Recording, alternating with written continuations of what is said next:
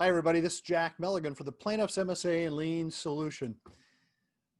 Today, coming to you with a short discussion on liens. I've talked a lot about liability MSAs, how to avoid those and how to minimize those over the years. And I'll have some more to say about that in another video.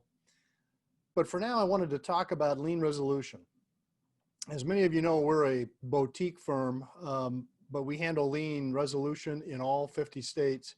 And we're quite proud of the results we get battling the recovery contractors on ERISA health liens and other hospital liens on behalf of plaintiffs who are so deserving of the money.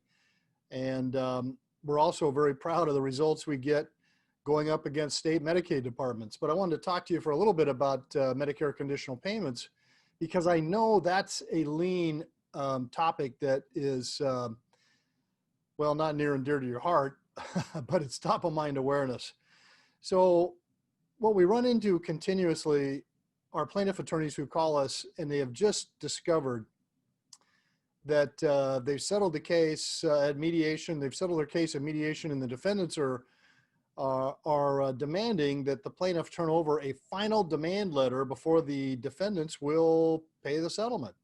And the problem with that, and many of you know this, but man, that the process for getting to the bottom of a Medicare conditional payment issue is unfortunately, well, it's entirely dependent on a timing schedule that the government is under. And so what you have to understand is from the moment that you first notify Medicare of your client's case, they have 2 weeks to deliver a rights and responsibilities letter, and then up to 65 days to deliver the first conditional payment notice. And then you've got to audit that notice, that conditional payment letter, and if there are things and items on there that shouldn't be on there, treatments for pre-existing conditions, etc., then you've got to send it back to CMS, and they have 30 days again to respond. When you total all this up, what is shocking to many attorneys is they can settle a case today and they might be 90 to 120 days away from getting a final demand letter. So, solution. Instead of trying to do this yourself and shackle your associates and your staff with this task, which, I mean, if you don't hear them grumbling, we sure do when they call us because you, the boss, have said, hey, get somebody to handle this. The way to handle these is we've got a service that we're quite proud of in Medicare conditional payments where we handle all of this for you, all of it.